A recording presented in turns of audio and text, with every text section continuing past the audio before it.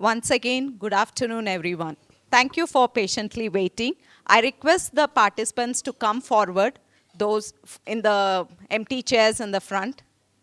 A very warm welcome to all of you to today's roundtable discussion on raising and accelerating MSME performance, or RAMP. I'm Dr. Sushmita Sundar. I head the Life Sciences vertical at Research and Innovation Circle of Hyderabad, RICH. We are truly delighted to have all of you join us here for this important discussion. We hope you had a good lunch and were able to connect with fellow participants. We hope you are all looking forward to the discussion as well. This afternoon is designed to bring together MSME owners, industry leaders, government officials, and solution providers, all with one shared goal to support our MSMEs in becoming more resource efficient, sustainable, and future ready. Through today's discussions, we aim to identify key challenges faced by MSMEs, especially in the pharma sector, and work together to shape practical and impactful solutions that can be taken forward through collaboration and implementation support. Thank you once again for being here. We look forward to your active participation and valuable insights throughout the session. So without further ado, I would like to invite Ms. Rashmi Pimpale, CEO of Research Innovation Circle of Hyderabad, RICH, for her opening remarks.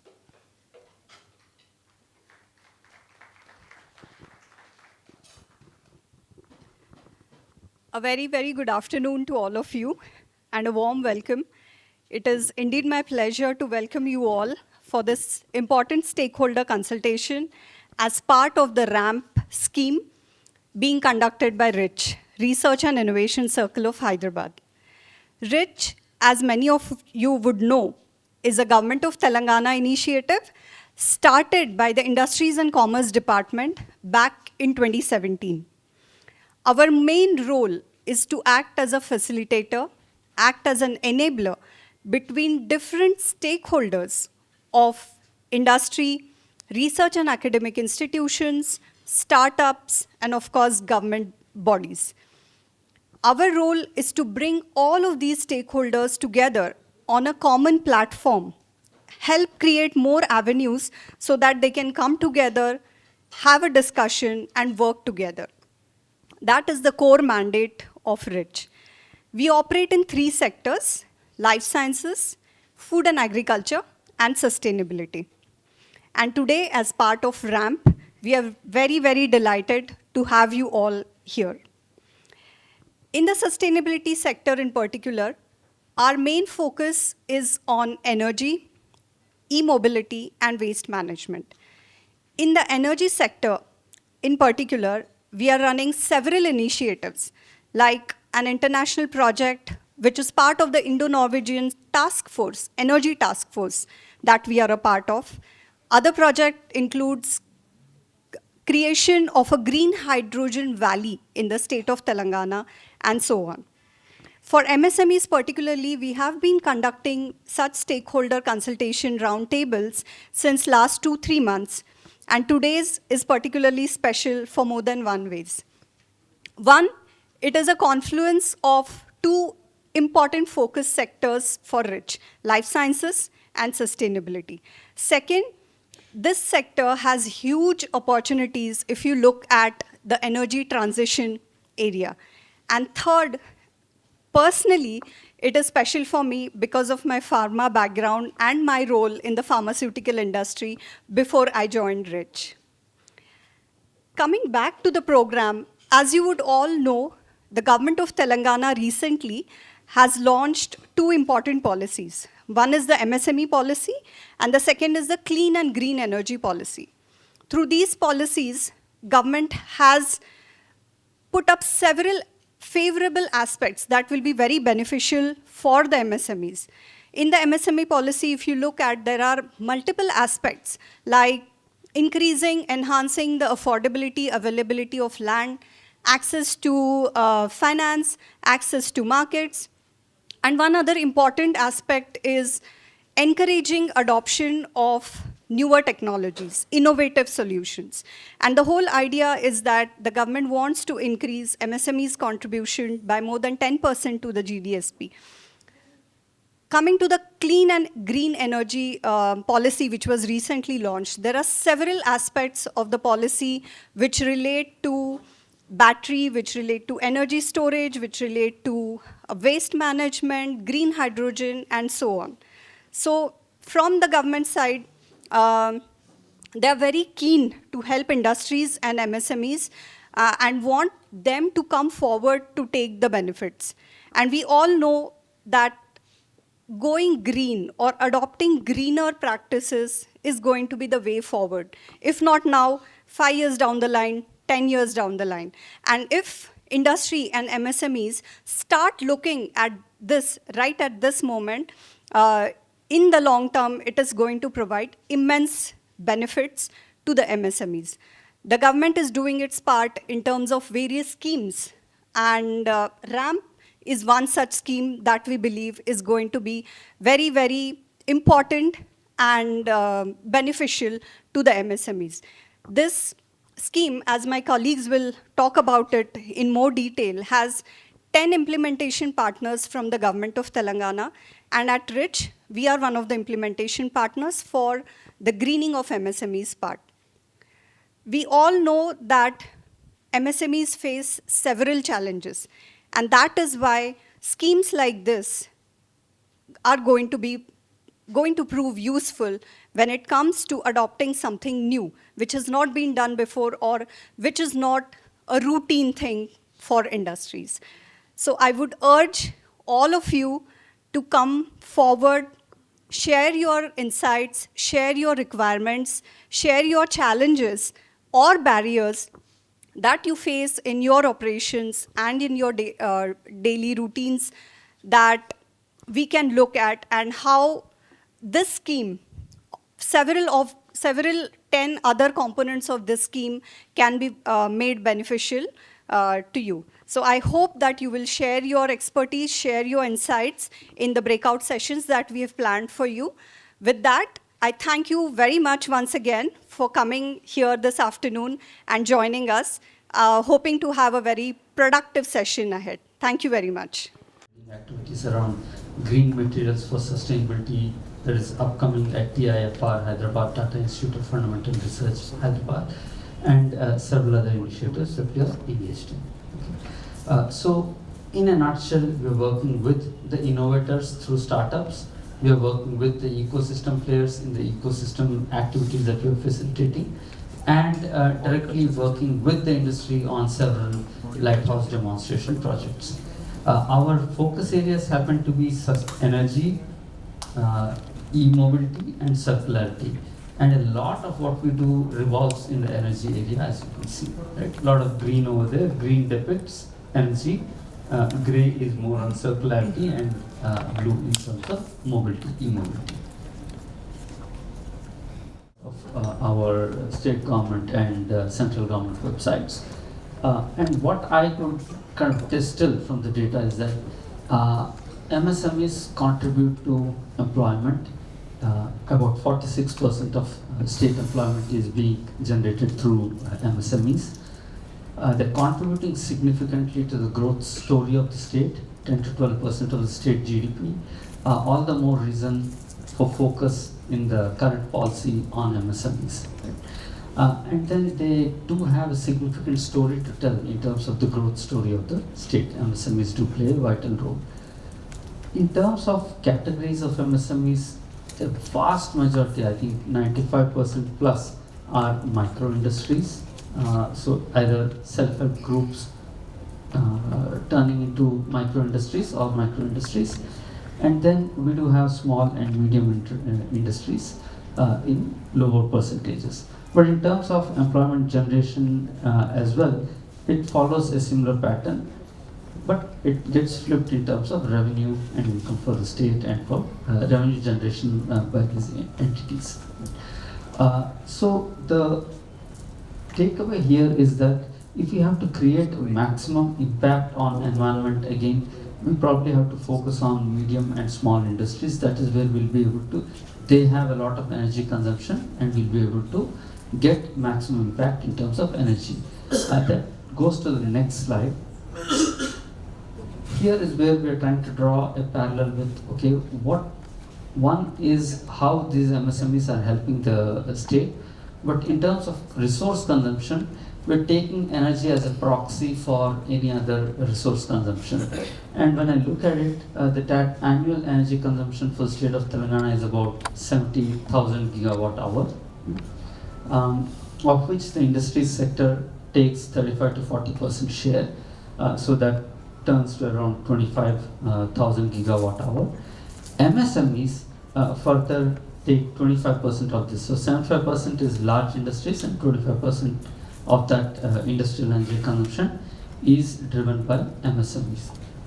And this demand amounts to about 7,000 gigawatt hour annually. And when we look at the green portion or renewable portion, then it's 10% of that MSME consumption is probably green. So it's about 0.6 to 1,000 gigawatt hour. In terms of the total annual consumption, it's probably about 1% of the total energy consumption of the state is renewable in the industry sector. Okay, so there's a lot of room and scope to adopt more renewables. That is one key takeaway, at least when it comes to energy, electricity. That's one takeaway from the slide here. What are the other drivers for MSMEs to go green? There are three primary levers. One is economic, the second is market, and the third is society and societal pressure or peer pressure. Economic is straight away money in pockets of MSMEs, so they go forward and adopt these. In terms of any clean energy and process efficiency aspects which can reduce the costs of production. Second thing is MSMEs are also able to get lower cost of finance. Recently I was in a conversation with one of the large PSU companies, and they're struggling to raise finance from banks because the banks are putting a clause that you have to have some portion of greening in your project, otherwise we cannot fund that project. Okay, so when they approach IREDA or any other major financing company, there is a clause now for most of the PSUs, and therefore they're being forced to look at greening measures of a project before they can even think about executing a project. The same in future will also apply to MSMEs. Banks and other institutions are now looking at greening and sustainability as a way to de-risk their investment. Eventually for a bank, it's an investment in an MSME, and to de-risk their investment in an MSME, they're going to come up with these clauses. So there's, and they're giving incentive in terms of lower cost finance for some of these greening initiatives. And several incentives and grants are also available from the government that MSMEs can leverage. So those are the economic levers. Market, straightforward, there's a demand for greener products. When you look at CBAM and other regulations coming in from the export compliance standpoint, it's a market for MSMEs, and therefore they need to adopt greening measures. Not that I'm telling anything new, most of the MSMEs are already aware of all of these, but I'm just trying to highlight and bucket them into logical ways that I can think of. In the terms, in market as well, carbon markets are going to come up.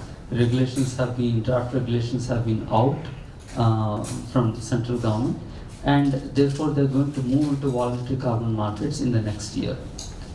And there again, there'll be some leverage if MSMEs go green.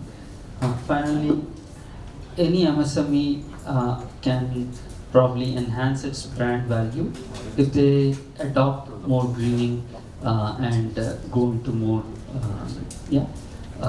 sustainable ways of manufacturing. Some of the common practices that I've heard MSMEs already take on are listed here, like deploying variable frequency drives, waste heat recovery systems, shifting to energy efficient equipment, renewable energy adoption, preventive and breakdown maintenance, Industry 4.0, right, recycling and effluent management. So some of these have already been adopted in a major way, and the others are following. For instance, the top three are probably things that the MSMEs have already picked up in a big way, whereas the other ones in terms of digitization, switching to cleaner fuels, say from coal to natural gas or LPG and other things are some things which are in the pipeline. Okay. Yeah. Now into the most, I think something that everyone in the audience, MSMEs in the audience are waiting for. What exactly are we here for? Okay. It's a RAMP scheme, which is Raising and Accelerating MSME Performance. It's a 10-part scheme, some of which are being implemented by other agencies. Rich happens to be implementing one, say, sub-part, which is greening of MSMEs. But when it comes to the other parts, which is consolidated MSME database, which is being taken up by the Industries Department, setting up of enterprise development centers and district industry centers, or enhancing the capabilities of these centers is being done by USME. IIT Hyderabad is working on Center for Design Excellence, so they have a facility that they have set up for supporting MSMEs in their design journey, in any of their design needs and IPR needs. TGTPC is working on Export Champions Program and import substitutions for various industries. Telangana Industrial Health Clinic is continuing to work with reviving of distressed MSMEs and to MSMEs, micro industries and small industries. We have a representative here from LE. So if anyone is interested in understanding more, you can connect. Sir, you may raise your hand. So there's a representative from LE. WeHub is working on women acceleration programs, and CITD and CPET are working on kind of studies to assess technology gaps in the plastic sector and electronics sector. So all put together, what we're trying to say is that this is a network of agencies working collaboratively to support greening of MSMEs and support the MSME ecosystem in general. The whole RAMP program is a World Bank funded program, and Telangana government has taken up these or prioritized these initiatives for the state of Telangana and for the benefit of MSMEs in Telangana. So when Madhukar Babu ji comes, he will probably elaborate further on some of these activities. Yeah, next slide. Okay, so when it comes to greening of MSMEs, it's divided into phases, 6 phases I can say. The first phase starts with mapping. First we want to map the ecosystem, understand what are the energy intensive MSME clusters in the state of Telangana, understand what technologies are being used, where the gaps are, and this roundtable happens to be part of those conversations, and then come up with a detailed implementation plan that we are going to take up over the next 2 years. Once we are through with the mapping exercise, we go on to onboarding of MSMEs. So some of the proactive MSMEs which come forward, we will assess the suitability for the program and then absorb them into the program. Right? And once they are absorbed into the program, there will be a lot of capability building, awareness creation exercises that will follow. Of course, they will be available for all MSMEs, but the program, the MSMEs in the program benefit a little more because of the hand-holding that we will be providing. Further, we'll start off with conducting energy and carbon footprint assessments, pre-assessments for all MSMEs, and providing all kinds of technical assistance at no cost to the MSME. So whatever support is needed, mentorship is needed, getting assessments done, all of this will come at no cost to the MSMEs. Once there is a assessment that is complete, then we'll be able to suggest and guide in terms of what implementation activities need to be taken up by the MSMEs for kind of creating maximum greening impact. And those will come in the further execution stage. There is hand-holding, detailed project report preparation, helping the MSMEs in raising investments through banks, climate funds, and any other sources of funding, and grounding of projects. Okay, so all of this technical assistance will be provided. And finally, we'll continue to monitor the onboarded MSMEs and ensure that whatever interventions we are suggesting are properly implemented and yield the desired results. In order to understand what kind of support will be provided, again I've bucketed it into 3 to 4 general areas. Technical assistance in terms of energy and carbon footprint assessments, access to mentors and subject matter experts, technology compendium mapped to industries, specific clusters. Say for instance, textile cluster may have a separate set of requirements, pharma sector will have a separate sector, plastic will have a separate set of requirements. So we'll try to prepare a tech compendium and map technologies to the requirements of the MSMEs in those sectors. And then we'll also support in terms of DPR preparation. These DPRs will be investment grade DPRs which the MSMEs can take for loans and for securing any kind of financing. In terms of implementation, we'll conduct hackathons, we'll conduct innovation challenges, corporate innovation challenges to develop any innovations that are required by the industry. So if there are no standard technologies which are applicable for a particular problem statement, we'll try to work with startups and innovators to deliver solutions. We will come up with bundled packages offered by empaneled vendors. That way the MSMEs can go with a bundle. For instance, if they need to reduce or do some kind of waste heat recovery, then there will be a bundled package which the MSMEs can take up. We can choose between the various vendors and then go ahead very quickly. So making it convenient for MSMEs to adopt these technologies. And then further we'll also provide support in the business aspects, that is local regulations, compliance, leveraging other government schemes. As I already mentioned, there are 10 other programs which are running in parallel. So if there's a need for import substitution, we'll try to connect that MSME to the TGTBC to take on the import substitution part. So you can benefit from the network of the programs running parallelly.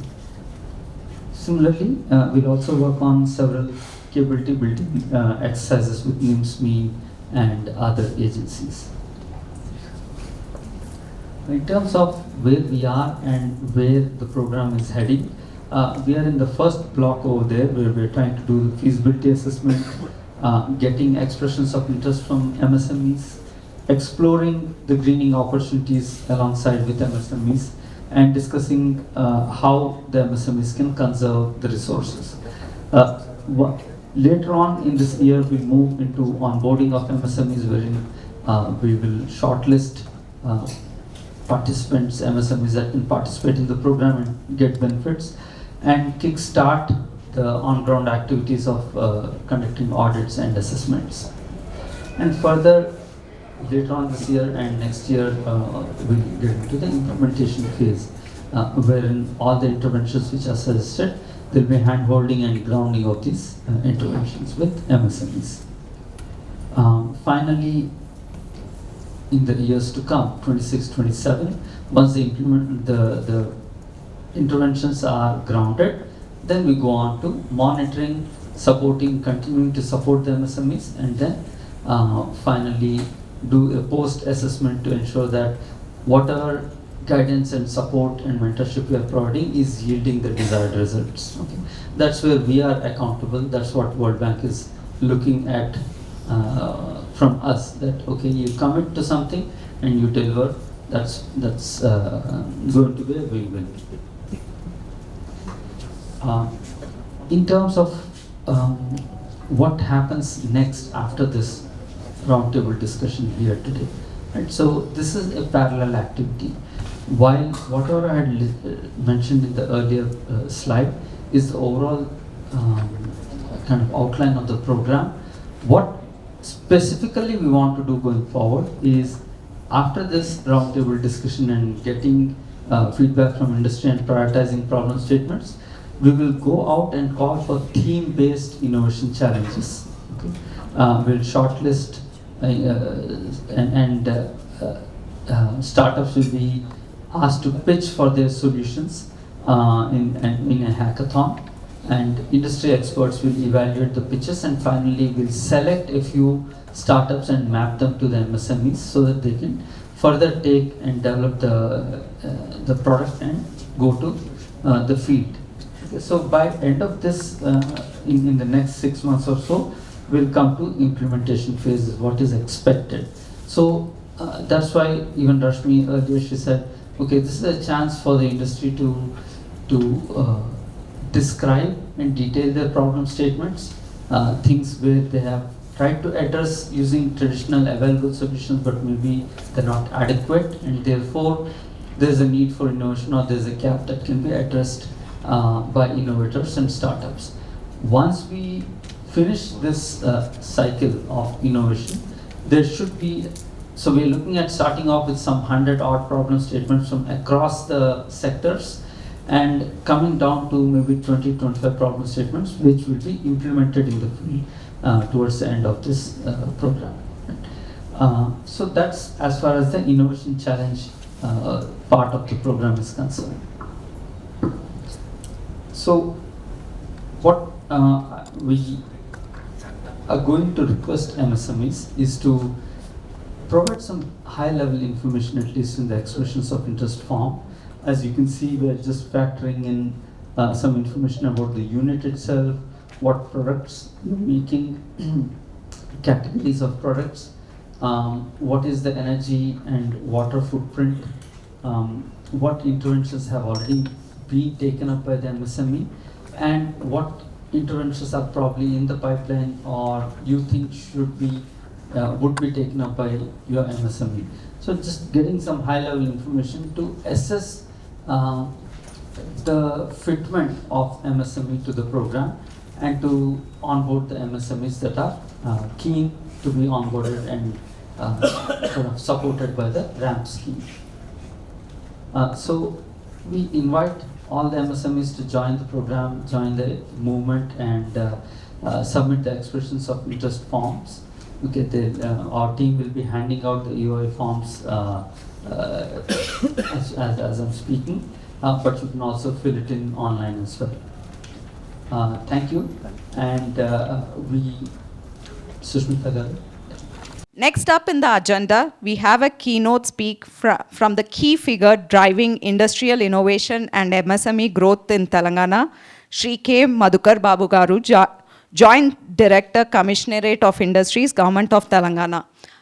Sir is on his way. He is little delayed. So once he is there, we will have this keynote session.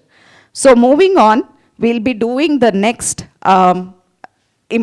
segment of the agenda, which is understanding about RAMP, Greening MSMEs initiative under RAMP. And we are here to assist you in understanding it in more details. So the EOI forms are being circulated, so you can mark it down. And we will also have a dedicated time for marking it at a later point of time. So moving on, as we pivot, so we have a panel discussion as our next session, featuring the leaders from the pharma sector who are paving the way for sustainable manufacturing practices. We have with us, and I would request the panel members to come and grace the dais while I call out their names. Mr. Gaddam Srinivas, Lead Power and Fuel Segment. Thank you, sir. Mr. Venkata Prasad K, Unit Head, Deepak Nitrite Limited. Thank you, sir.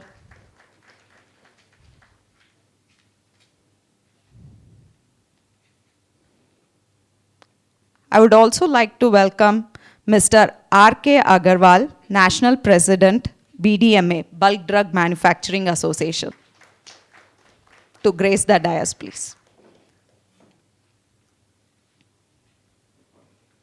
Thank you, sir. To moderate this session, we have with us Dr. Praveen Likar, Chief Scientist, Department of Catalysis and Fine Chemicals, CSIR IICT. Thank you, sir.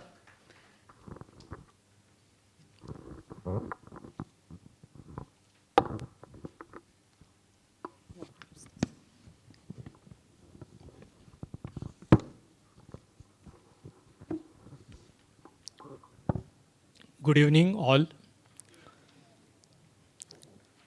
So before starting this panel discussion, particularly on MSME industry to understand their role of greening, so I just would like to brief about MSME sector, which is emerged as very dynamic and vibrant sector of the Indian economy from last 4 to 5 decades.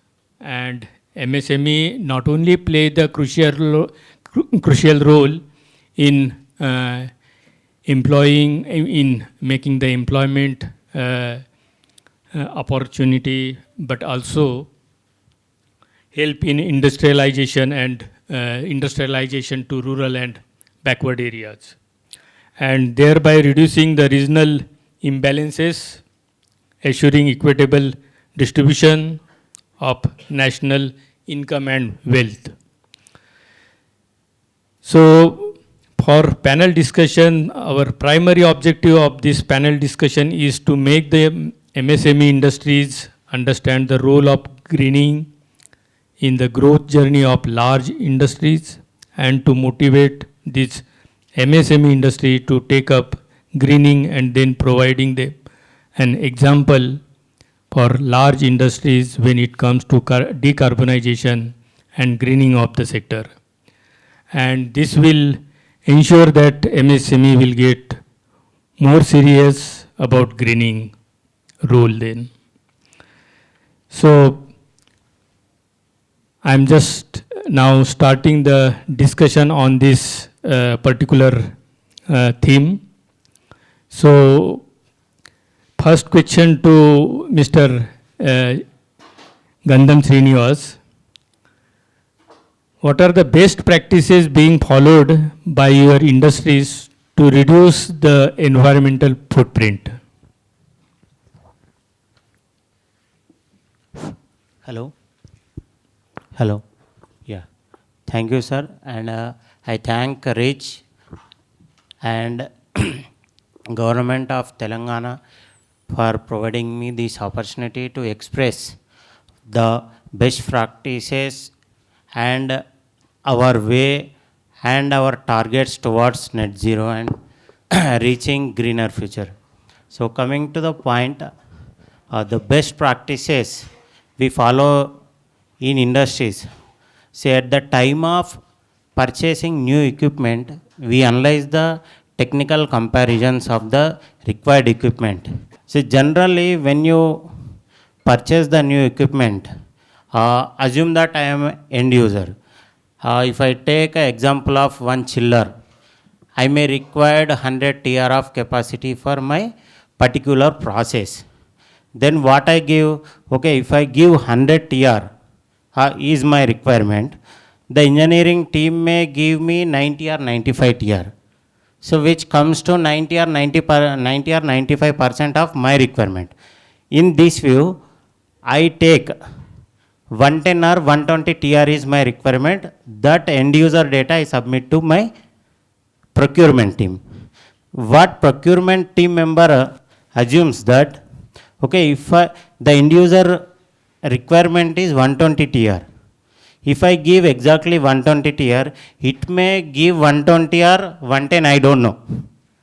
So when it comes to operational things, definitely that end user going to come and asking me, you provided me the wrong requirement equipment. So to avoid these type of things, we created one center of excellence team in our company. So where I am purely taking care of power and fuel activities and helping sustainability team to achieve our commitments. So whenever end user requirement comes, I evaluate. If required, I visit the plant, then assess the load requirement. Then we take the multiple vendors quotations. We compare the technicalities and give the technical rankings. In this way, we are morely contributing to the efficient equipment installation across our factories.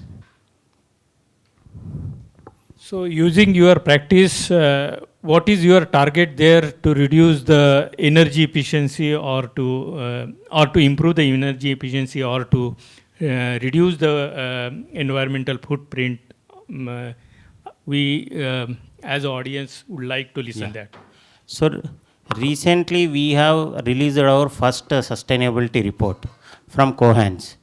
So by the year 2033, we have taken our goals like 15% reduction in emission footprint and also 10% reduction in waste generation. Also equally gender diversity inclusion and water reduction. So we have identified few levers which are contributing more into emission generation. Okay. Yeah, certainly this type of remedies and using improved system, we can certainly reduce the environmental footprint as well as improve the energy efficiency in our industry. So my second question to Mr. Venkat Prasad. How important a role did resource conservation, process efficiency, circular economy, and decarbonization play in the growth journey of your industry? Give some example there. Yeah. Good afternoon, all. So I'm from Deepak Nitrate Limited. So definitely, one is the process efficiency. Can you repeat the question, sir? Yeah, process efficiency. Yeah. See, we are chemical manufacturers. For the chemical manufacturers or any other manufacturing, process efficiency is plays very critical role in the financial growth of the company. Suppose process efficiency comes by increasing the productivity or increasing the throughput, or by that how we'll get the process efficiency. Otherwise, by saving the energy or by saving the any resources like water or power or coal, by saving the resources also we can achieve the process efficiency. See, suppose example, one example, live example, what we have done recently, we see our system is a ZLD, zero liquid discharge system, where we effluent we evaporate and recover the water and discharge the hazardous waste to the TSDF. There evaporation system we are using, basically by using a steam we are evaporating the effluent. Now recently we have installed a system where this is a membrane based technology, where we concentrate the effluent without using the steam to the certain level of the concentration. There we are recovering 100% water, like evaporation only.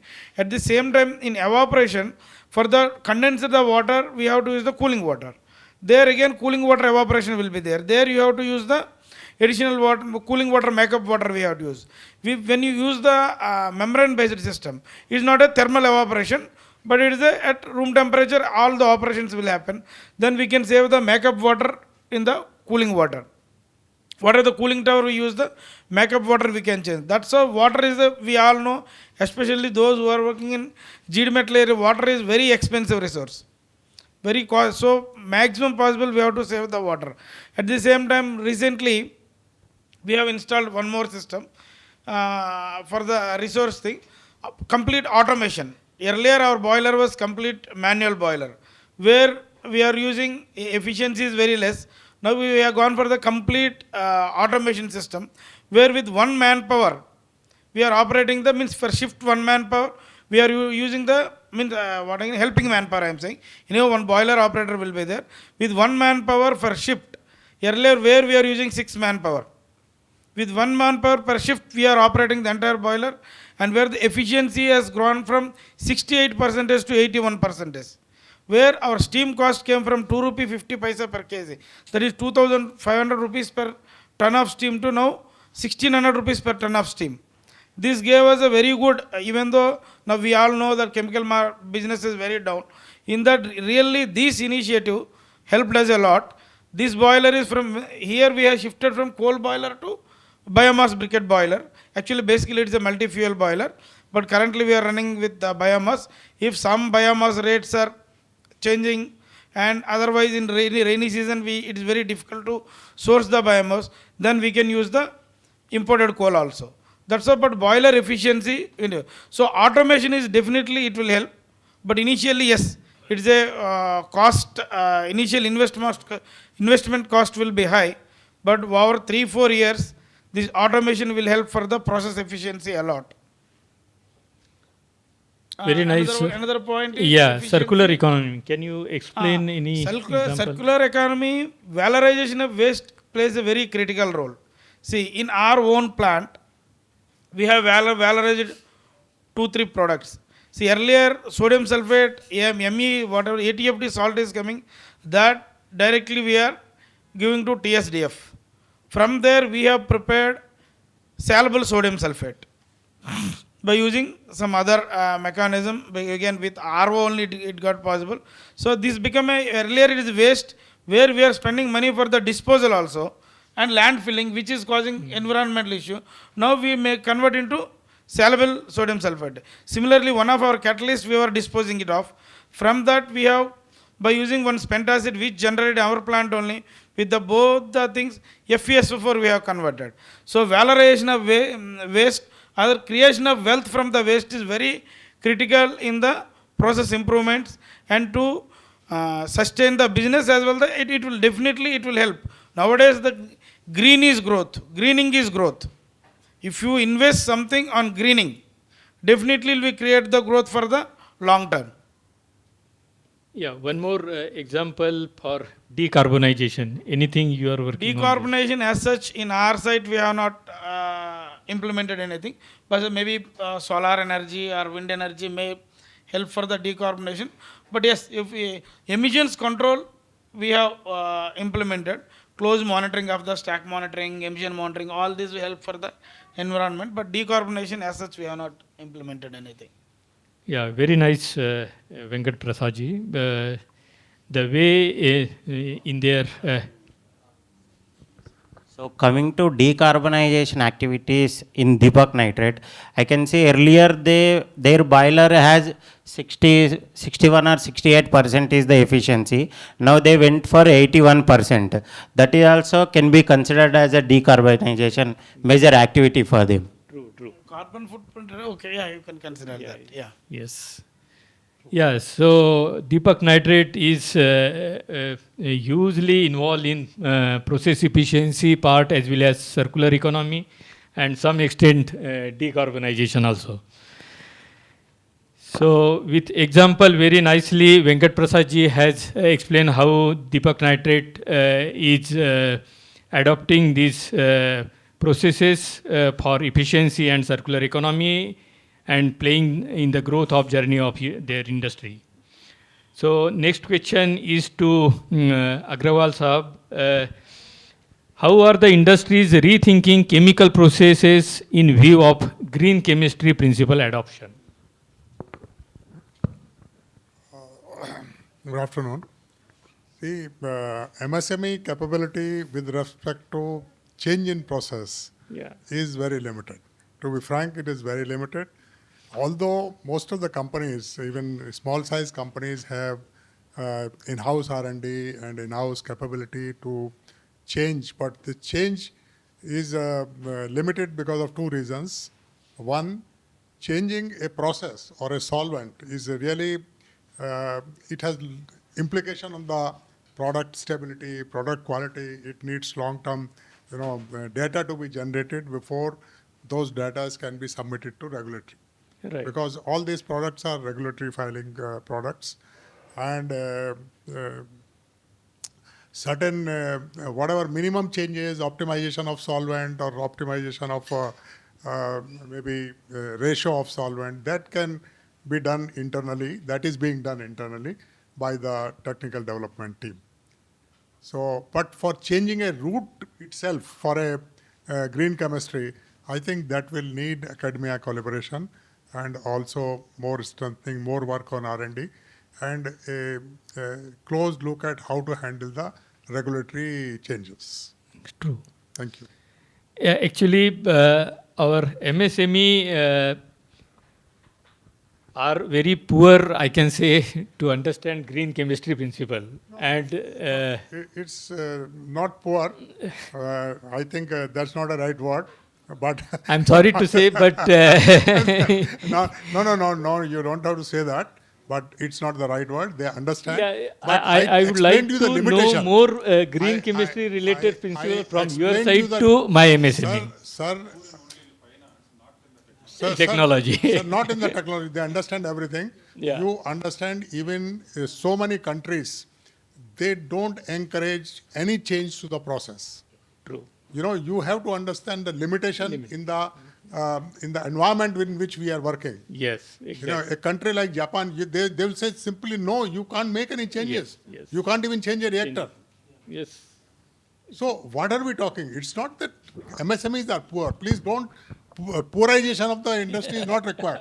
I strongly objected. No, I just wanted to say that please educate our MSME in terms of green chemistry Sir, principle. in pharma, 90% of the MSME is run by professional technocrats.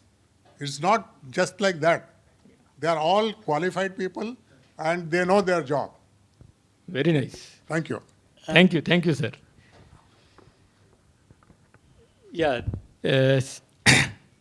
Again, my question to Mr. Gandham Srinivas. To understand the micro trends in pharma sector and changing the landscape when it comes to net zero and decarbonization, would you please elaborate this by giving the example in pharmaceutical or biopharmaceutical? Yeah, thank you.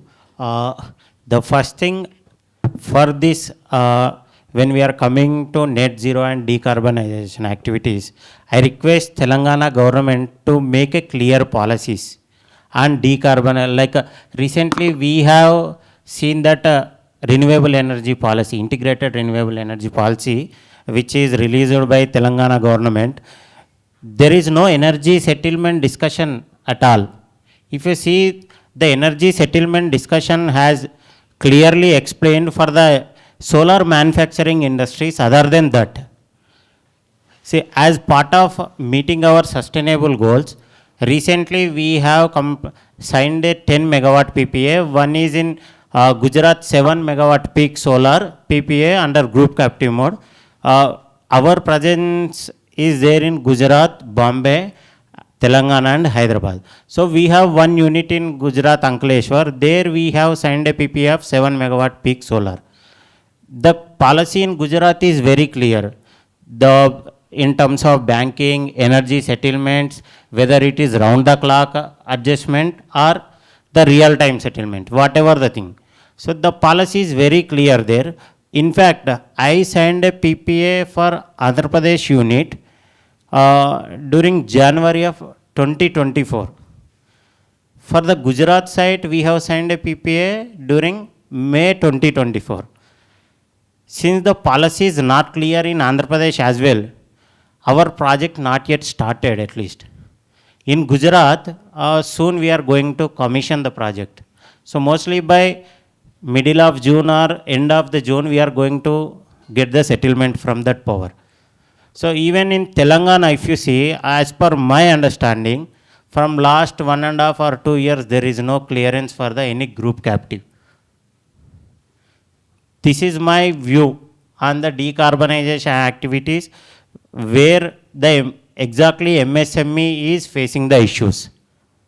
And coming to other net zero goals and decarbonization activities, yes, we are replacing the age-old equipments in terms of utilities and fuel switching in the boilers, and if required be, we are changing the boilers from coal fired or FO fired to biomass briquette fired. We can go for CNG or PNG as well, but the availability of the gas in Hyderabad area is very low. And recently, we have existing PNG fired boiler in Ankleshwar. There the gas cost is high and also emissions of the gas also high. So we found the market based another industry who can supply the steam on like per kg basis. Initially, we used to get the steam from neighboring industries, which is generated through coal. Recently, we have converted that also into renewable energy steam. Like another neighboring industry, like as part of their process, they are recovering the waste heat and generating the steam. We have entered into a contract through them, and we are getting the green steam.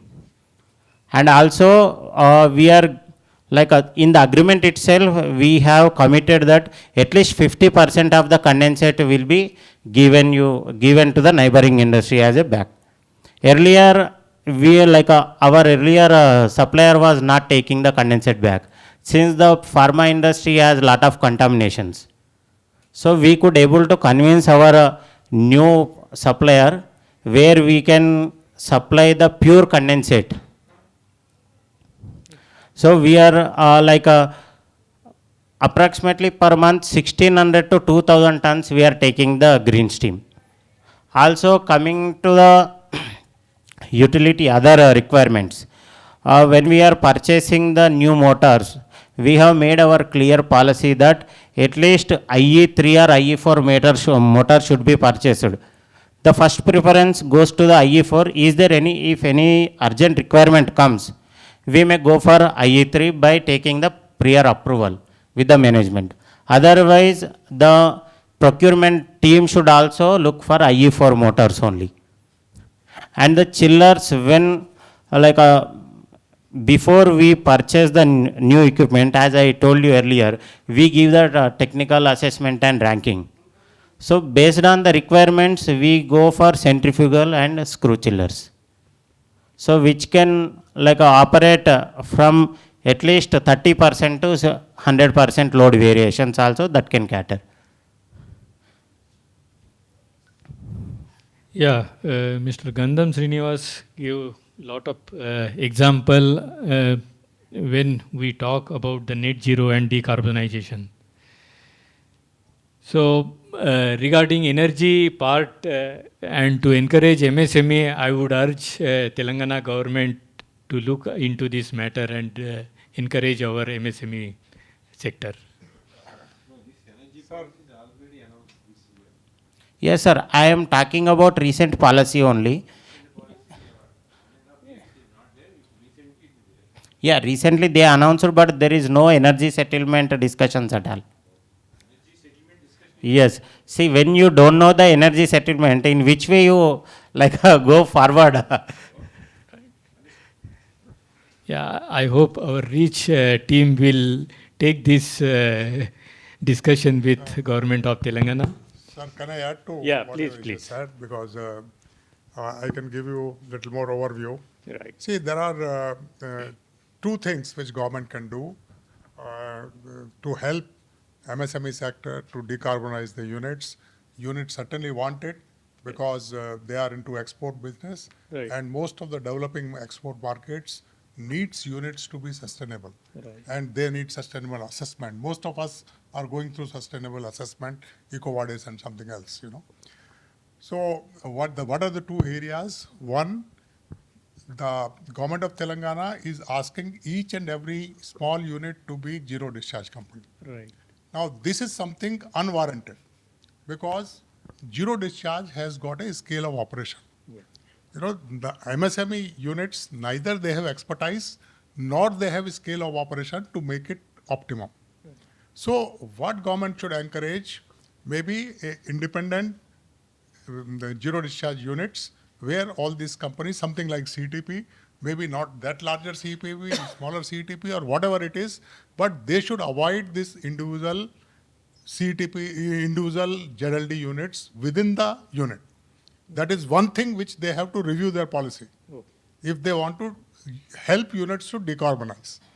Second thing is about the solar, about the use of solar energy. Right. Now, most of this MSME company do not have enough space.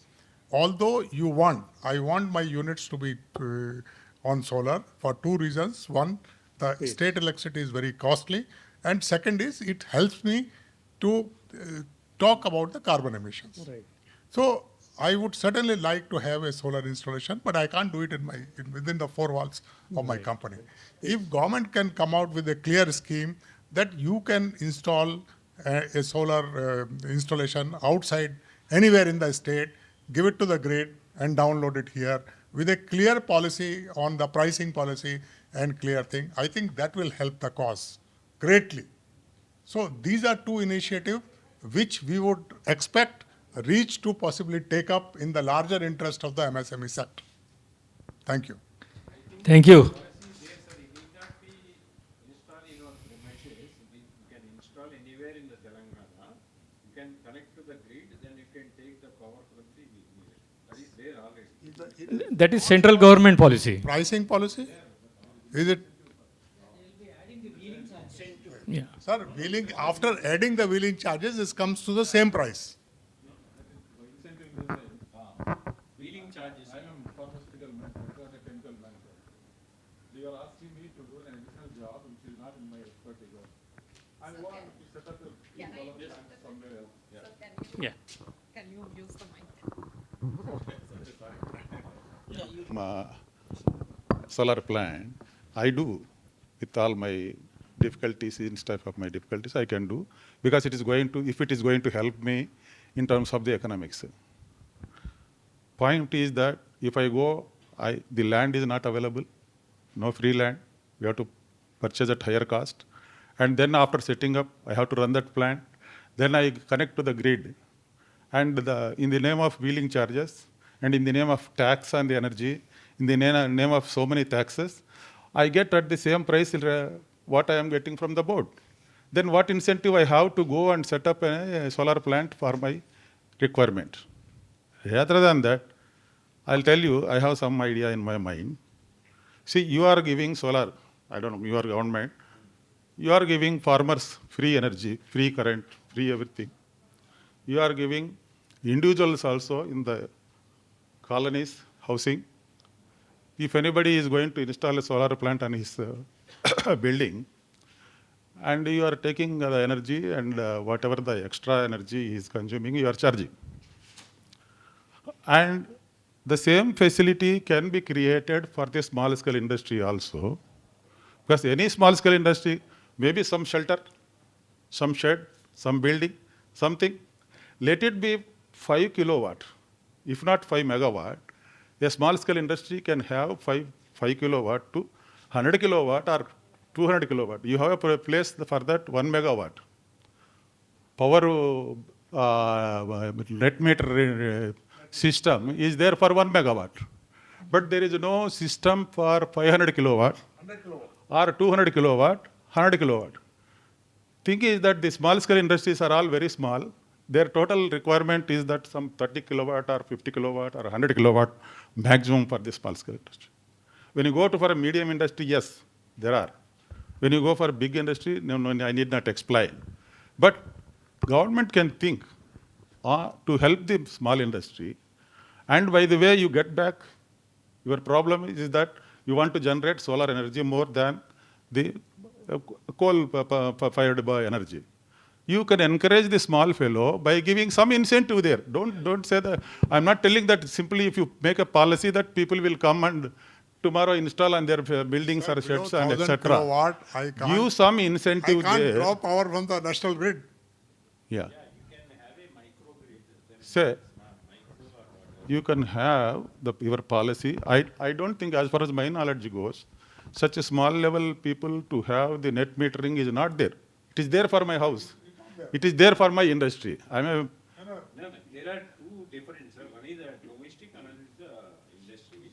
So industry, whatever you're telling is small unit is not there. Yes, sir. In my house, my children, my daughter and my son, both have the solar system in their building. And they generate about equivalent to 20,000, 25,000 rupees equivalent power in the solar generation. Hardly they pay 4,000 to the board. And I have in my industries, each, I have 15, 16 manufacturing units all put together. I have each place 1 megawatt net metering. Mean in the sense, whatever solar energy I generate, I use it. Whatever I am not using, I will export back to the grid. And again in the night time, mine is a 24 hours running industry. Night time I utilize for that they are giving the discount. Discount means adjustment, and balance only I am paying. But my observation is that it is not there for the small industry. If you have 100 kilowatt, 50 kilowatt, or the 200 kilowatt, whatever it is there, anybody can use. You have given to farmer poor because he is poor. You have given to individual, even I am rich. My own example I am telling. Even I am rich, I am enjoying the net metering facility. And as a big industrialist, I am using the net metering industry. Whereas the poor man, small industry man is not utilizing. What policies we have? So you learned people should think about this part and make a policy which is helpful to the small scale industry. Thank you. Sorry? Sir, I am Narayan Reddy, 50 years industrial experienced person. I started in 40 years, 45 years, 1981. Everybody knows him. Sorry. Then I'm a retired person. I only just somebody called me, so I want to see my colleagues. I am not attending even my own my pharma association's meetings also. I have been in his position. I was the president for the association once upon a time. My company, I am a Virco Group of Industries chairman. I started in 1981. And I have about 25 to 30,000 people working in all my organizations. And I have 30 to 40 megawatt solar plants in all the in-house only, not outside. I kept solar plants wherever I have industry. I covered entire open area for the solar generation, starting from 1 megawatt to 10 megawatt in one particular industry. And I have another thing is that I use a lot of heat for the process. So steam, what I mean to say, heat means. Steam, I use the coal-fired boiler, but instead of using only generating steam for the process, I am generating the steam at higher pressure and producing electricity, cogeneration, and the back pressure steam I am using for the industry, for my process. Like this, I have 30 to 40 megawatt own captive generation is there. I hardly use the board power. I use my own power. This cogeneration also, I use in the night time, and off time means solar energy is not there.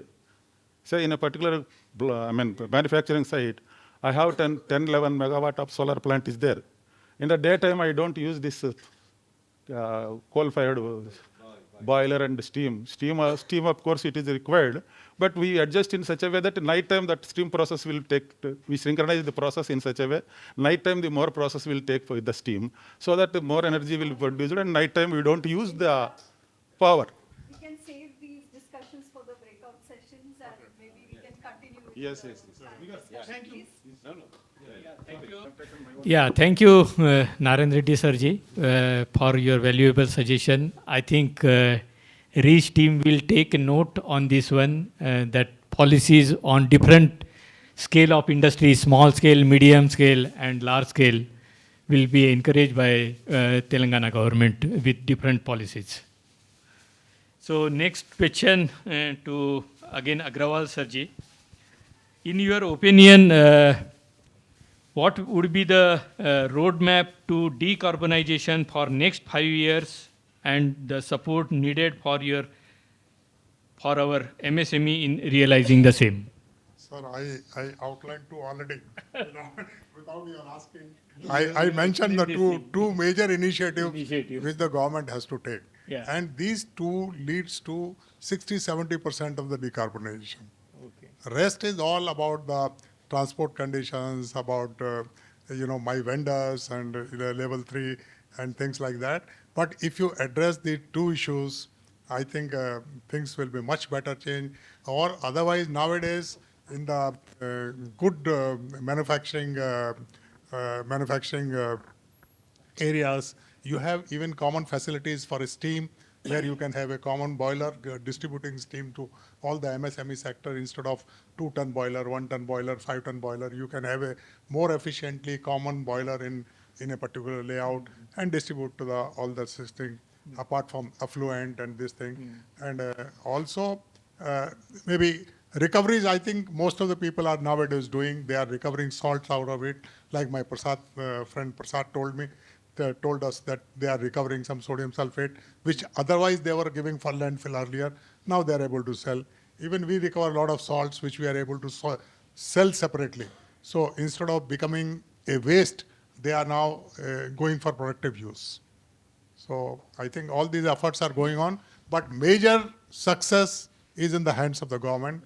They have to help us out. They have to have clear policies. They can't be just saying that they are helping industries. No. Thank you. Yeah, I again request.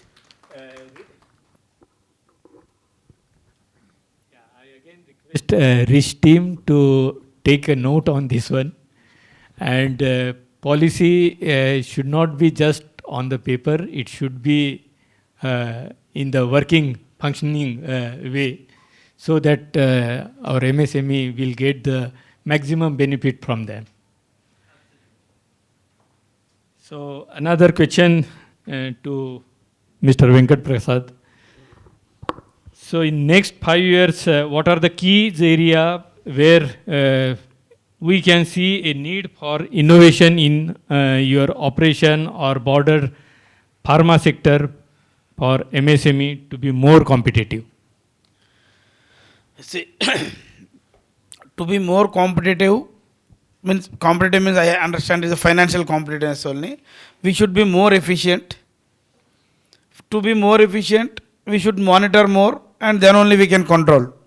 So automation means down the line, if you have to be more efficient, automation should be a part of, even if it's a big industry or MSME anywhere, automation should be part of that. At the same time, support, R&D support is also very much required.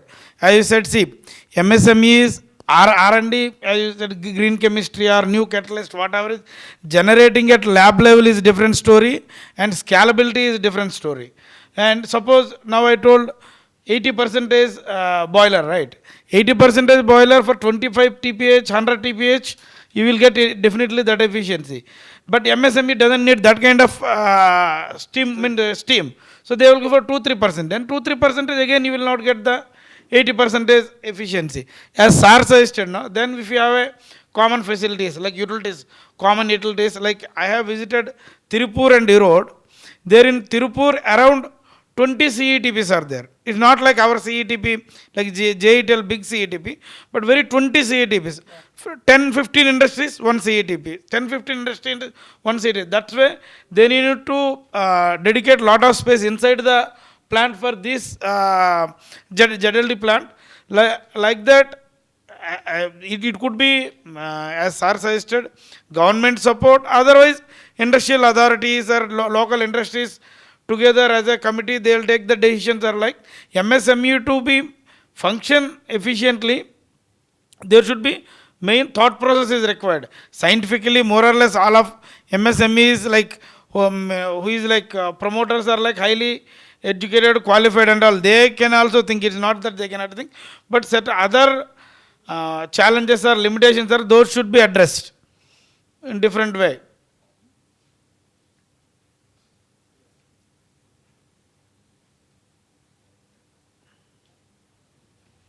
So 3 to 5 years span, you are thinking efficiency and automation, all these things are very important. Yes, efficiency, automation, waste minimization, Yeah. and creating wealth from the waste. These are the critical things. Key areas. Key areas. Yeah. So another question to Agrawal sir. in cost optimization opportunities through application of indigenous technology. Would you recommend our indigenous technology for cost optimization to our innovators? In which area, sir? In area of process or in area of what? Process.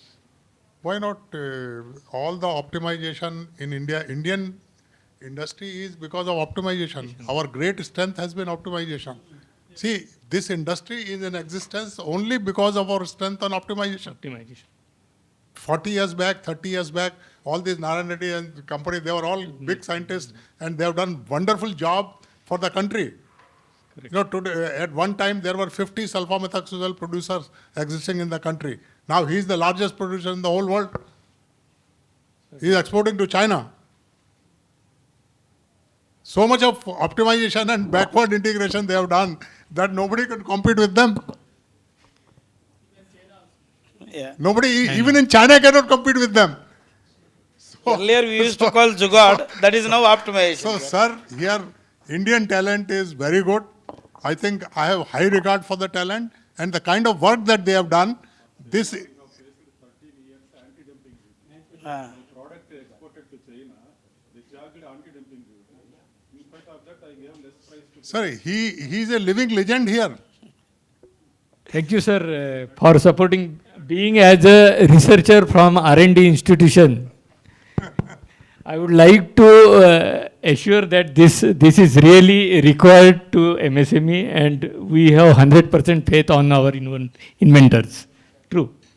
Sir, I can give one example, sir, optimization you are talking about. One company is small company in Hyderabad, it is mostly 12 crores Optometric engineering. He has developed one machine.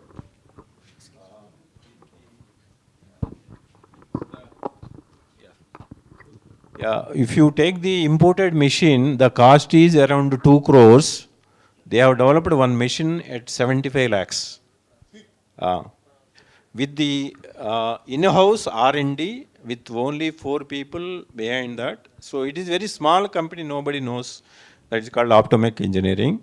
So they have done very good job for pharma, particularly for the what is called the bottling inspection. Bottling inspection, they have done they have imported only lens from the USA and all technology from India only.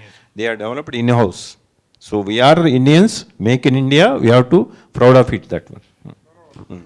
Indian brain in optimization is the best, I can tell you. There is no comparison at all.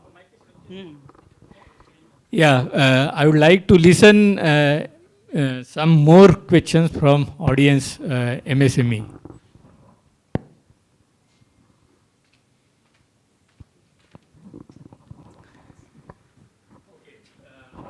I think we have limited time, so with this situation, I think if any questions are there during breakup and tea time, we can discuss on more with our panel experts. So with these valuable suggestions, inputs, and their experience, knowledge, sharing by our panel expertise, it's really very helpful to our MSME, and I request our panel expertise to share your contact and some email or contact number to our MSME, so that if any request or any problem, any queries are there in future, they can contact you and get your experience, knowledge, and inputs for their problems. Thank you. Thank you. I request all of you to be on stage. I call upon Mr. Srinivas Garu to come and felicitate the panel members and moderator for their valuable insights, the examples shared, and the way forward for the next 3 to 5 years. So,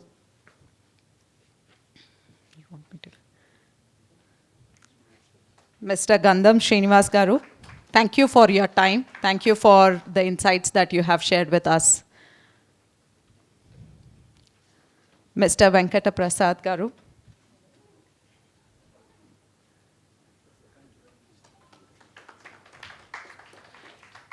Your process efficiency examples were really inspiring. Thank you.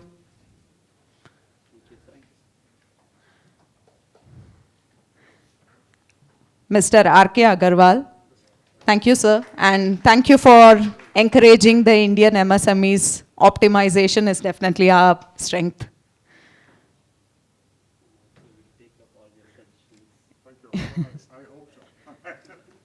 And for excellently moderating Dr. Praveen Likar Garu. You all can have a group photo maybe.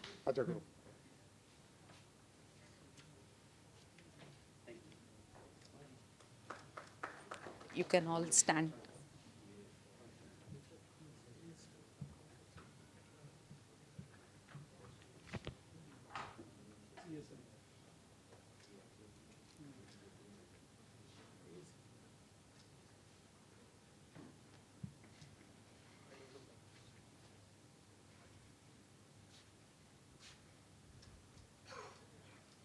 Thank you all. So it's our honor to invite Shri K. Madhukar Babu Garu, Joint Director, Commissionerate of Industries, Government of Telangana, for the keynote address. Thank you, sir, for gracing the occasion.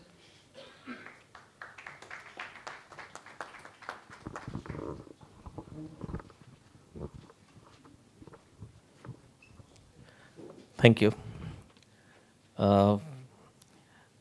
Good afternoon to everyone. Sorry for being a little late. I'm sure by this time you must have got used to government officials being late, this being no exception. We have been tied up with something else, so couldn't make it on time. Nonetheless, I would like to congratulate Rashmika and Srinivas for organizing this wonderful event.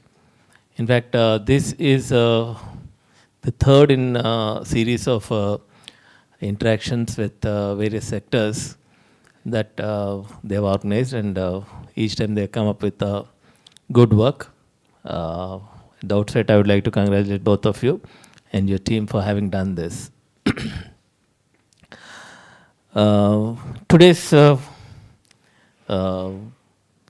panel discussion is on greening of MSMEs. I'm sure you know the importance that this subject is garnering across the world. And then in Indian perspective, more and more efforts are being put on this front to ensure that we move towards progressive India in a fashion that the environment that we live in, we do not vitiate, if not very much, but at a reasonable rate. To encourage industries to adopt greener technologies, there are a whole lot of incentives that have been that are being offered by Government of India. And if you are aware, Government of Telangana has come up with its MSME policy, wherein much emphasis has been laid on promoting green industries. Now, this initiative was promoted by Ministry of MSME under RAMP program, Raising and Accelerating MSME Performance. Of the 11 components which define MSME performance in Telangana under RAMP program, this is one component. And one very significant component where we focus on ways and means to help MSMEs to migrate to greener technologies, understand the challenges in guiding MSMEs towards greener technologies. Adopting green technologies, moving away from conventional technologies, polluting fields to greener technologies is much difficult than having said it. So what exactly do we need to do it is the idea that we are carrying behind this initiative. No, pharma sector is one of the very prominent sectors as far as industries are concerned in Telangana. In fact, we saw the strength of pharma sector during COVID period, when we were offering solutions to the world. And even world acknowledged the fact that Hyderabad is the vaccine capital of the world, not just India. So there's nothing more to say about pharma sector in Telangana, Hyderabad especially. You all have been witness to the transition of Hyderabad from startup to a stage where we have become a world power today. Having said that, there is still a long way to go. Pharma sector is located in and around Hyderabad, most of it. Probably when you have started, Hyderabad was not what it is today. You could have afforded to put in your factories in and around Hyderabad and still not bother citizens of Hyderabad much. But today, we are in a situation, like sometimes we feel sorry for some of the industrialists who are the early starters who set up their facilities in and around Hyderabad. Now the city has grown so big that you are being forced to move out of your existing place. But that is the reality of life. So to address those challenges, one of the initiatives is facilitating migration to greener technologies. So having said that, more than we trying to tell you what is to be done to encourage MSMEs to migrate to greener technologies, this is an effort to listen from you as to what we should be doing, how we should be doing. And then, though this ramp is a beginning, we are learning as to what we can do in this sector to promote greener technologies, help MSMEs move to greener technologies. Once this project establishes the proof of concept that this is the way to go forward, probably we'll come up with a more concrete policy which accommodates the views that have been put forward by you, and also the learnings that we derive out of this ramp project. So we have a long way to go.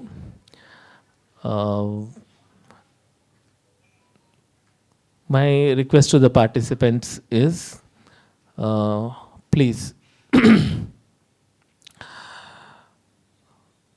giving your inputs, giving your thoughts and guidance in this forum is well appreciated. But as we go along, how do we actually make it transform into a bigger thing? How do we influence this to become a policy issue as we go along is something that we look forward to, and we look forward to your cooperation and guidance.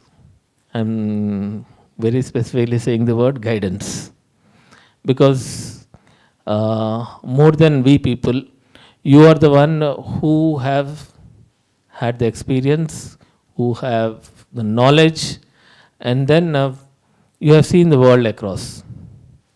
And all this put together, if you can guide us in the coming days, in the next 2 years during which this project is going to be implemented, we would be happy to listen from you, collaborate with you, and take this project forward.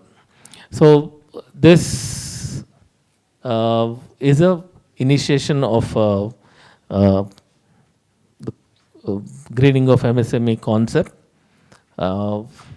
We will go along in this direction slowly, but surely we will be reaching a situation where we can show proof of concept of some of the important learnings that we develop over a period of these 2 years. So I look forward to your cooperation in that also. And very quickly, putting the context, this has been initiated under the project called RAMP, Raising and Accelerating MSME Performance, which is a World Bank aided project. In Telangana, 117 crores has been sanctioned for this project, of which about 17 to 18 crores is what we're going to spend on greening of MSMEs. During the course of next session, you will be explained about how we plan to go about implementing this program. So we would be happy to take your feedback on implementation of a RAMP program, what we plan to take it up. What are the various initiatives under this? One is, one important component is survey of, what do you call that, Srinivas? Energy mapping and energy audit.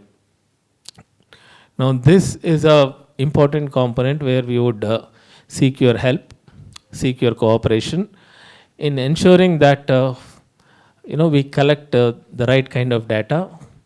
We conduct the audit in a fashion that it can be used in an error-free manner, and then that could become, that could give us insights into the policy paper that we are going to develop as we go along.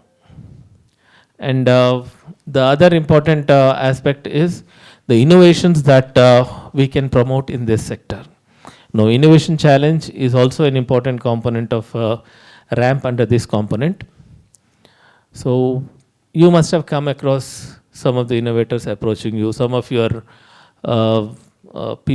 team members, some of your junior team members must have come up with some fantastic innovative ideas. Probably those things you can put forward, and this is the time we can test those concepts, and then depending on its feasibility, take it to adoption level at industries. And finally, one thing that we have observed is all you people are first generation entrepreneurs. Many of you are first generation entrepreneurs. And when we interact with these first generation entrepreneurs, what next? Most of the entrepreneurs that we have encountered says, this is it.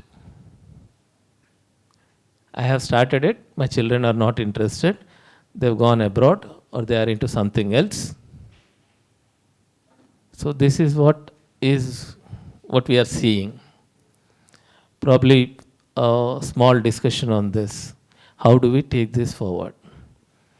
And unfortunately, the same set of people who are, dissociating themselves with their parents are wanting to associate themselves with somebody else, somewhere else, in a more fancy field. Really, God knows how successful or how important that field might be. But they are getting drawn towards that fancy area of T-Hub.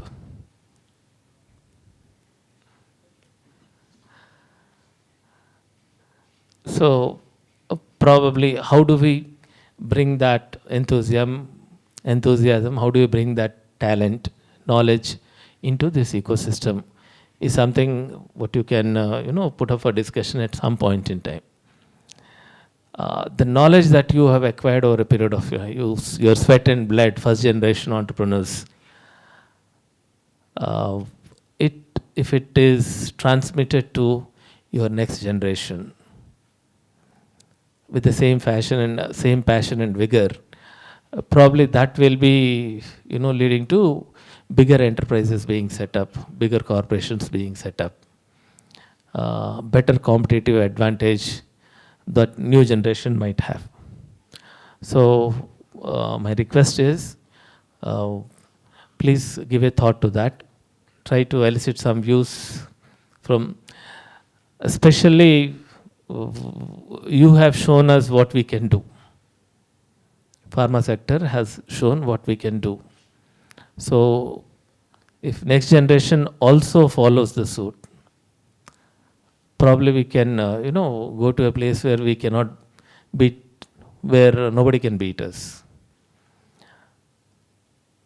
So having said that, I take this opportunity to thank each one of you for having made it to this event today.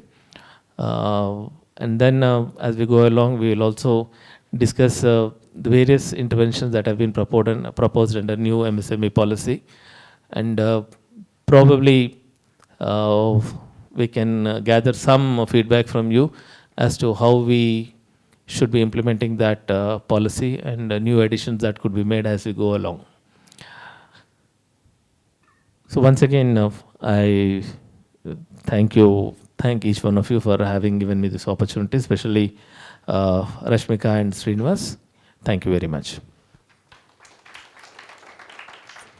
Stay on the stage. Thank you, sir, for your wise words. I would now request Srinivas Garu to felicitate sir, and your encouragement to the second or the new coming generation of entrepreneurs is definitely encouraging. And your openness to hear from the expertise of the MSMEs is definitely commendable. So looking for guidance from the experts out here and to support the next generation to take the pharma sector in many more leaps and bounds. Thank you.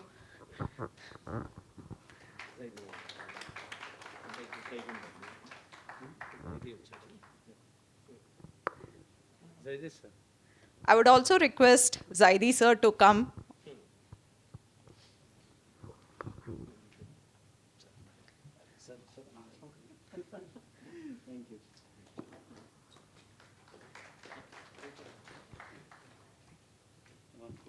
So,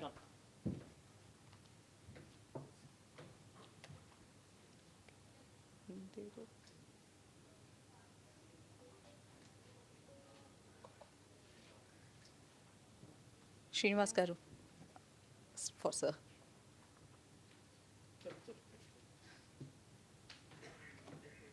Thank you, sir, once again. So moving on, we'll go to our next segment, which is, we'll take some time to fill the EOI forms that has been circulated to you. And post that, we'll break into our breakout sessions. There are 3 rooms arranged for it, 1 here, 2 more on the other side. Our team members will take you there. But before that, I would request Srinivas Garu to brief you the 3 rooms, the topics for it, and how to go about with it. Thank you, Sushmita, and thanks, Madhukar Garu, for kind of outlining the importance of greening and the cooperation needed from MSMEs in driving this forward. As indicated earlier, we once again request willing MSMEs to fill in the EOI forms. It takes very high level and basic information from the MSMEs, which will enable us to assess and reach out and support you properly and adequately. While the industries are doing that, I'd also like to brief about the next session, which is probably the crux of today's roundtable, the breakout sessions, wherein we'll have a lot more direct engagement with the MSMEs, feedback being taken from individuals, which will help us frame the next course in RAMP program. So we are having 3 breakout sessions here. And one is session 1 will focus on resource consumption in pharma sector. It could be energy, it could be materials, it could be water, right? Any kind of input that comes into the industries. Session 2 focuses on what's happening in the industry, that is the process and technologies applied in processing and converting the raw material into the products, right? And decarbonization of your industry where you have maximum control. Finally, the session 3 focuses on circularity, that is whatever goes out, whether it is packaging, whether it is effluents or any other things, how do we better manage them and how do we green that aspect, right?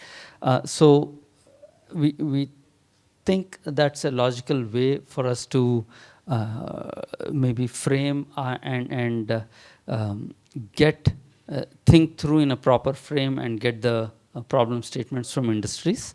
And in each of these, I've just tried to highlight the key points that the moderator for these discussions would be bringing up and engaging with the MSMEs. In the first session on resource consumption, we'll be talking about how we can minimize freshwater consumption, how we can encourage more and more recycling, reuse of water.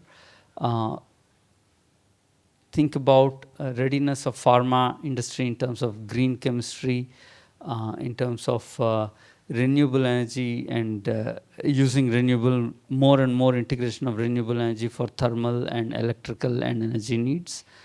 And looking at challenges that some of the panelists have already mentioned in adopting green chemistry principles. Right? So these will be covered in the first session.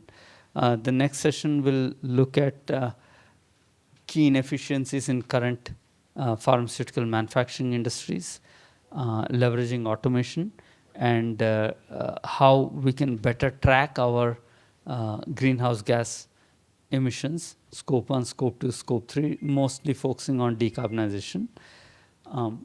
And finally, we'll move towards circular economy from a linear economy and look at how we can reprocess pharma effluents. Examples were quoted in the panel discussion earlier, which are pretty encouraging. Look at how we can handle expired products, how we can minimize packaging waste, and how we can use common facilities for handling our hazardous waste in pharma sector. Right? Also look at how we can handle solid waste streams and extract value from byproducts, through byproducts.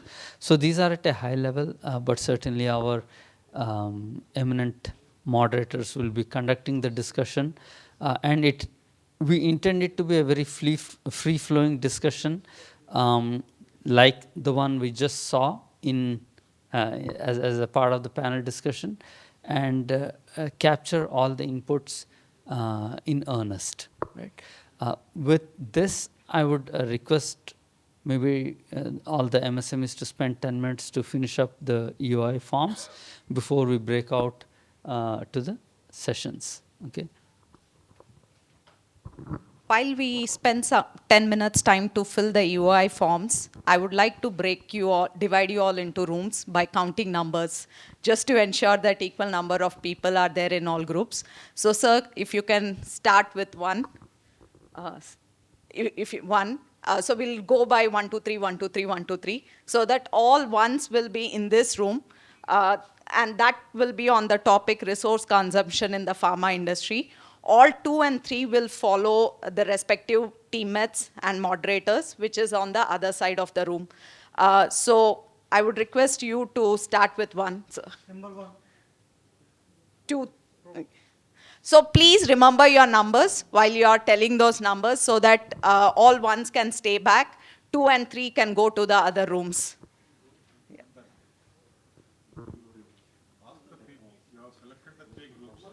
Yeah, but according to their preference.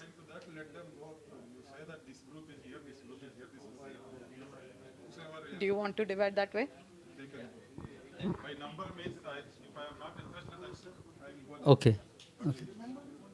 Fine. The intent was to ensure there's an equal spread, that's it. But if you think, we'll try what you suggested, and if there's too many people in one area.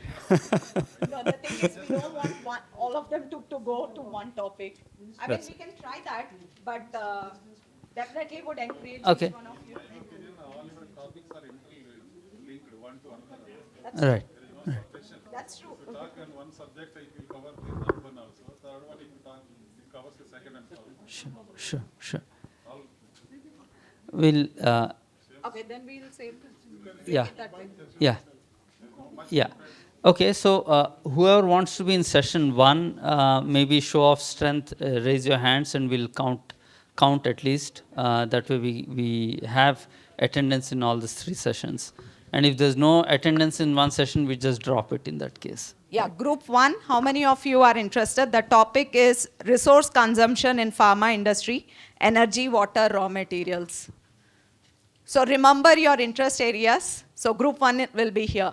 This will be moderated by Srinivas Charla Garu, and Aboli will be here with you as well. The group 2 is process efficiency, technology upgradation, and decarbonization. Request the interested parties to show. Yeah, and you would be following Naga. Naga out there will take you to the room. Naga, can you lift your hand? So follow Naga for group 2. This will be moderated by Dr. Sahiti, Vice President Pharma, Telangana Life Sciences. And group 3 is on circularity and waste management. This will be moderated by Shri Bakareddy Garu, Executive Director, GD Metla ETP. And I'll be along with him, so you can follow me for group 3. But before we go, please do fill your UI forms. At the same time, I would request the panel members, Dr.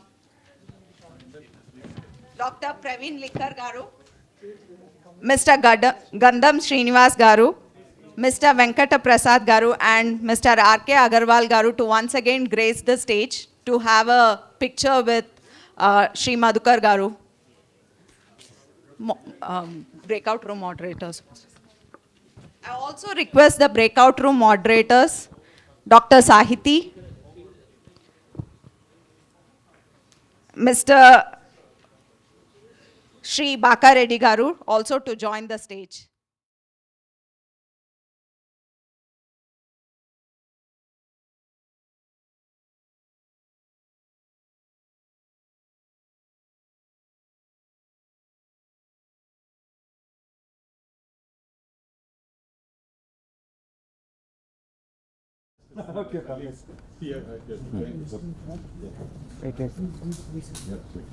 Okay.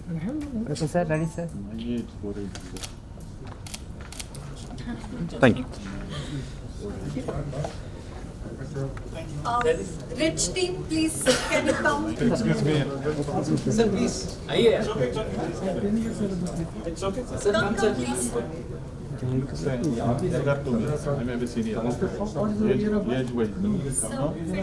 Okay, sir. Total. 1 minute, total.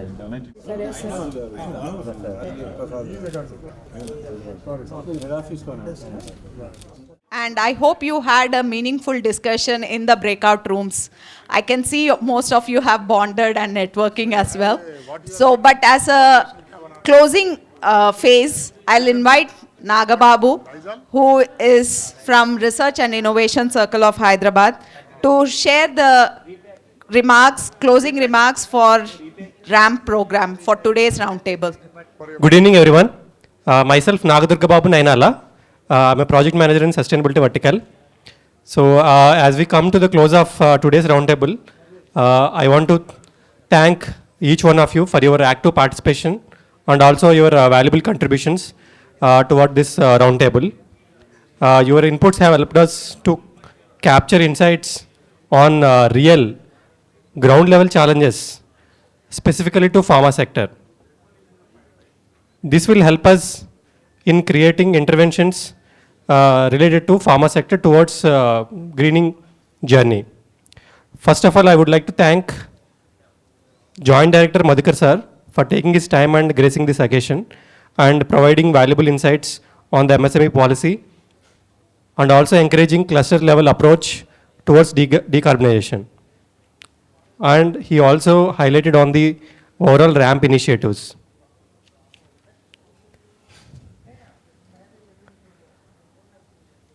From the expert panelists, they have provided deep insights on adopting green fuels, green chemistry, and also importance of the indigenous innovation for sustainable operations. I thank the moderator and also the expert panelist for providing expert advice and also insights on greening. Across the breakout sessions, all the 3 sessions, participants have presented real industry problems related to resource consumption, process efficiency, decarbonization, circularity, and also waste management. I can share from my session that whatever we have curated the questions, all the participants have upfront told the answers to those questions.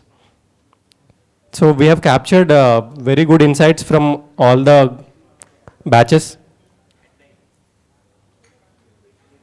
So I would like to thank all the moderators who have moderated breakout sessions, and also MSMEs, startups, and the consultants and other implementation partners who have participated in this roundtable discussions. And also, I would like to thank IICT, FTCCI, BDMA, IDMA, and other pharma and chemical associations for their support in mobilizing the MSMEs here and making this ramp initiative reach towards the cluster to the MSMEs. Based on today's discussions, we will compile all the problem statements, and based on that, we will curate startup grand challenges in the coming months. And I would like to request all of you to be engaged with us in our journey and get benefited from this ramp scheme. And also I would like to encourage you to promote this scheme within your groups so that all the MSMEs from the pharma sector will be beneficial. Before we conclude, I would like to thank my team at Rich for their contributions and support in making today's event a successful event. So before taking a group picture, I would like to invite my team onto the dais. Arvind.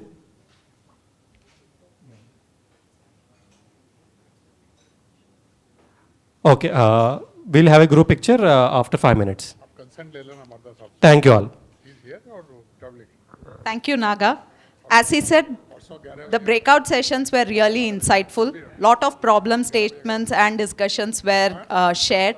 So it wouldn't be fair to leave the day without the wonderful job done by the moderators. So I request Mr. Srinivas Garu to come and felicitate the moderators of the breakout room. I call upon Dr. Sahiti, Vice President Pharma from Telangana Life Sciences. I also call upon Rashmi to felicitate the moderators.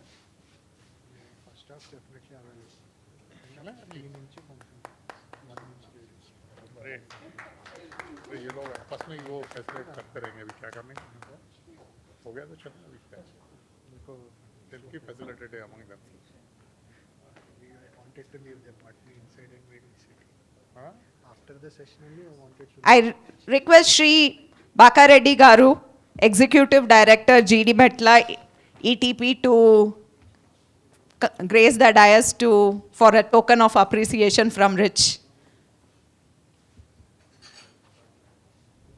Thank you, sir.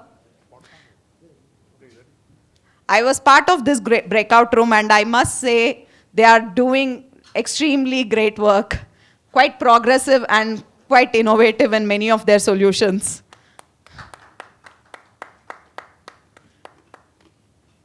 Thank you, sir. Close to the dais for a group picture, and post that, it's a wrap for today. Thank you all for the powerful discussions. Stay connected with Rich and help us drive innovation, collaboration, and sustainability efforts across MSME ecosystem. Once again, thank you all for your presence, and we would like your support and guidance as we go through this scheme. Thank you.